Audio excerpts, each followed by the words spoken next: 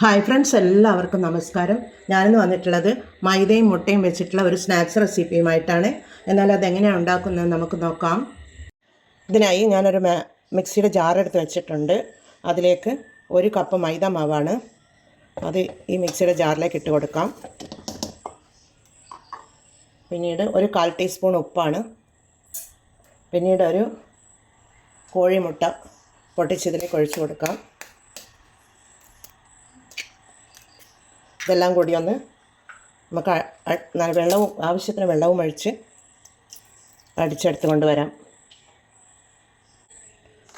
ഇതിവിടെ അടിച്ചെടുത്ത് കൊണ്ടുവന്നിട്ടുണ്ട്. അത് നമുക്കൊരു ബൗളിലേക്ക് ഒഴിച്ചു കൊടുക്കാം. ഒരു ദോശമാവിൻ്റെ കൺസിസ്റ്റൻസിയിലാണ് വേണ്ടത്.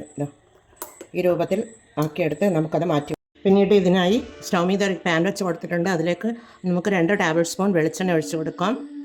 എണ്ണ ചൂടായി വരുമ്പോൾ അതിലേക്ക് ഒരു മീഡിയം സൈസ് സവാളയാണ്, ചെറുതായി കൊത്തിയരിഞ്ഞതാണ്. അത് നമുക്കിതിലേക്ക് ഇട്ട് കൊടുക്കാം. ഒരു പച്ചമുളക് ചെറുതായി അരിഞ്ഞതാണ്. ഒരു ഇഞ്ചി നീളത്തിൽ ഉള്ള ഒരു ഇഞ്ചിയാണ്, അരിഞ്ഞെടുത്ത ഇഞ്ചിയാണ്, ചെറുതായി അരിഞ്ഞെടുത്തതാണ്. പിന്നീട് ഒരു 4 വെളുത്തുള്ളി ചെറുതായി അരിഞ്ഞെടുത്തിട്ടുള്ളതാണ്. അതും കൂടി അതിലേക്ക് ഇട്ട് കൊടുത്ത് നമുക്ക് ഒന്ന് വഴറ്റി കൊടുക്കാം. ഇതിവിടെ വഴന്ന് വരുന്നുണ്ട്. അതിലേക്ക് നമുക്കൊരു തണ്ട് കറിവേപ്പില ഇട്ട് കൊടുക്കാം. പിന്നീട് ഇനി പൊടികൾ ഇട്ട് കൊടുക്കണം.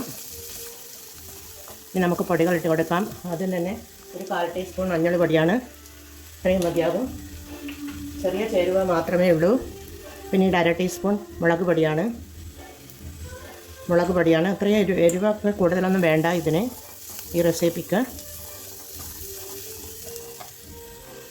പിന്നീട് ഒരു 1/2 ടീസ്പൂൺ 1/4 ടീസ്പൂൺ ഉപ്പിട്ട് കൊടുക്കാം. 1/4 ടീസ്പൂണാണ്. 1/2 ടീസ്പൂൺ ഉപ്പിട്ട് കൊടുത്തിട്ടുണ്ട്. പിന്നീട് നമുക്ക് വേണമെന്നുണ്ടെങ്കിൽ കുറച്ചുകൂടി ഉപ്പിട്ട് കൊടുക്കാം ആവശ്യത്തിന്. പിന്നീട് ഒരു 1/2 ടീസ്പൂൺ ഗരം മസാലപ്പൊടിയാണ്, അതുകൂടി ഇട്ട് കൊടുക്കുന്നുണ്ട്. എല്ലാം കൂടി ഇട്ട് കൊടുത്ത് ഒന്ന് വഴറ്റി കൊടുക്കാം. ഇതിൻ്റെ പച്ചമണം മാറി വരുന്നുണ്ട്. ആ സമയം നമുക്ക് ഒരു തക്കാളിയാണ്, ചെറുതായി അരിഞ്ഞെടുത്ത ഒരു തക്കാളിയാണ്, അതുകൂടി ഇട്ട് കൊടുക്കാം. ഇതിൽ തക്കാളി നല്ലതുപോലെ ഒന്ന് ഉടഞ്ഞു വരണം, എന്നാലാണ് ഇതിൻ്റെ ടേസ്റ്റ് ഉണ്ടാവുക. അതിൻ്റെ പുളിപ്പ് രസമൊക്കെ ഈ മസാലയിൽ ചേർത്ത് കിട്ടണം. നമുക്കിതിലേക്ക് 3 കോഴിമുട്ട പൊട്ടിച്ചൊഴിക്കാനുണ്ട്. ഇത് പെട്ടെന്ന് ഉണ്ടാക്കിയെടുക്കാൻ പറ്റുന്ന ഒരു റെസിപ്പിയാണ്. ഇതിൻ്റെ ഈ ഒരു ദോശമാവിൻ്റെ മുകളിൽ ഈ ഫില്ലിംഗ് വെച്ച് കൊടുത്തിട്ടാണ് ഞാനിത് ഉണ്ടാക്കുന്നത്. അതിന് വേണ്ടുന്ന ഫില്ലിംഗാണ് ഇപ്പോൾ ഞാൻ തയ്യാറാക്കുന്നത്. നല്ല ബ്രേക്ക്ഫാസ്റ്റായും കുട്ടികൾക്ക് വൈകുന്നേരത്തെ സ്നാക്സായും ഒക്കെ കൊടുക്കാൻ പറ്റിയ നല്ലൊരു റെസിപ്പിയാണിത്. ഇനി ഇതിലേക്ക് 3 മുട്ട പൊട്ടിച്ചൊഴിച്ച് കൊടുക്കാം.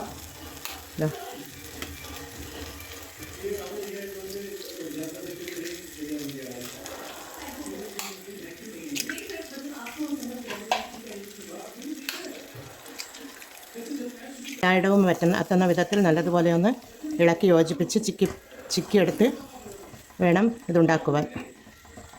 തീ ഫുൾ ഫ്ലെയിമിൽ വെച്ച് കൊടുക്കാം. ഈ മുട്ടയ്ക്ക് ആവശ്യമായ ഉപ്പിട്ട് കൊടുക്കാം. നമുക്ക് ഒരു 1/2 ടീസ്പൂൺ ഉപ്പിട്ട് കൊടുക്കാം. ഇനി ഇതിലേക്ക് കുറച്ച് മല്ലിയില തൂവി കൊടുക്കാം. ഇത് ഇവിടെ റെഡിയായി വരുന്നുണ്ട്. മുട്ടയെല്ലാം നല്ലതുപോലെ ചിക്കിയെടുത്തിട്ടുണ്ട്. ഇപ്പോൾ ഞാൻ തീ ചെറുതീയിലാണ് വെച്ചിട്ടുള്ളത്.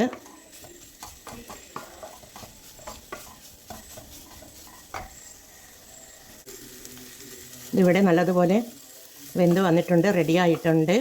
നമുക്കിനി ഇത് തീ ഓഫ് ചെയ്ത് കൊടുത്ത് മാറ്റി വെക്കാം. ഇനി നമുക്കായി കൂട്ടുകൊണ്ട് ദോശ ചുട്ടെടുക്കണം. ദോശ ചുടുവാനായി ഞാൻ സ്റ്റൗ മീത ഒരു പാൻ വെച്ച് കൊടുത്തിട്ടുണ്ട്. അതിലേക്ക് കുറച്ച് നെയ്യ് തൂവി കൊടുക്കാം. പിന്നീട് ഇത് തവ ചൂടായി വന്നിട്ടുണ്ട്.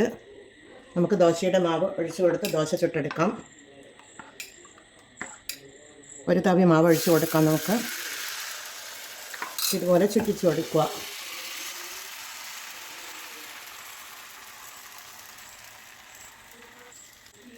പിന്നീട് ഇതിൻ്റെ മുകളിൽ കുറച്ച് നെയ്യ് തൂവി കൊടുക്കാം.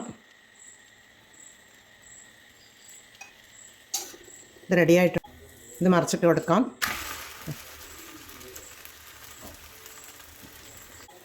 ഈ ദോശ റെഡിയായി. നമുക്കിത് പ്ലേറ്റിലേക്ക് മാറ്റിയെടുക്കാം.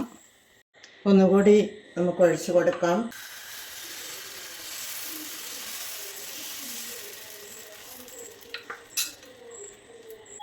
ഇതും ഇവിടെ റെഡി ആയിട്ടുണ്ട്. ഇത് നമുക്ക് പ്ലേറ്റിലേക്ക് മാറ്റിയെടുത്ത് വെക്കാം. എന്നാലെല്ലാം ഇതുപോലെ ചെയ്തെടുക്കാം. ഇവിടെ ദോശയെല്ലാം റെഡി ആയിട്ടുണ്ട്. ഞാനായി ഒരു കപ്പിൽ നിന്നും 5 ദോശ ഞാൻ ചുട്ടെടുത്തിട്ടുണ്ട്. ഇനി നമുക്കിതിലേക്ക് ഫില്ലിംഗ് നിറച്ചെടുക്കണം. ഫില്ലിംഗ് ആദ്യമായി ഞാനിത് ഒരു 2 ടേബിൾ സ്പൂൺ വെച്ച് നിറച്ചെടുക്കാം. ഇവിടെ ഇങ്ങനെ വെച്ച് കൊടുക്കാം.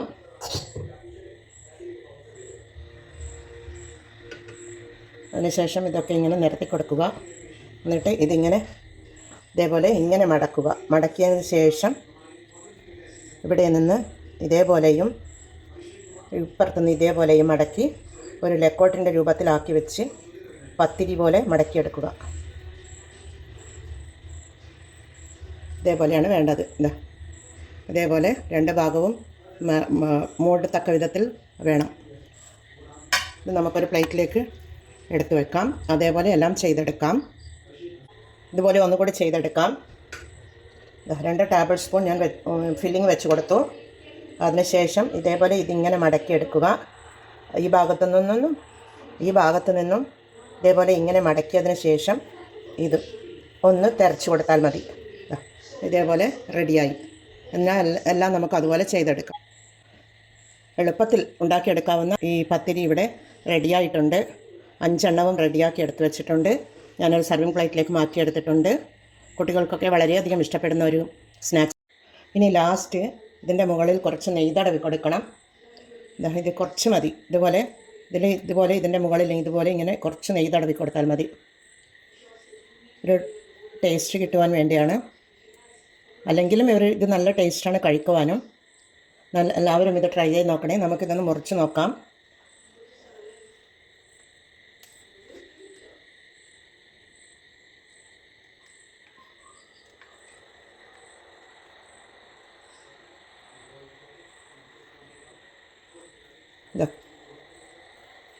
നല്ല ഫില്ലിങ്ങും എല്ലാം നല്ല ടേസ്റ്റോട് കൂടിയുള്ള ഇതിവിടെ റെഡിയാണ്. എന്നാൽ എല്ലാവരും ഇത് ട്രൈ ചെയ്ത് നോക്കണേ. നിങ്ങൾ ഇതുപോലെ ഉണ്ടാക്കാറുണ്ടോ എന്ന്, മുട്ട ഫില്ലിങ് വെച്ചിട്ട് ഇതുപോലെ ഉണ്ടാക്കാറുണ്ടോ എന്ന് കമൻറ്റ് ചെയ്യണേ. എന്നാൽ ഇതുപോലെ എല്ലാവരും ഉണ്ടാക്കി നോക്കി ട്രൈ ചെയ്ത് നോക്കി ഫീഡ്ബാക്ക് അറിയിക്കണേ. കമൻറ്റും സബ്സ്ക്രൈബും ചെയ്ത് സപ്പോർട്ട് ചെയ്യണേ. അടുത്തൊരു വീഡിയോയുമായി വരുന്നത് വരെ എല്ലാവർക്കും താങ്ക് യു ഫോർ വാച്ചിങ്.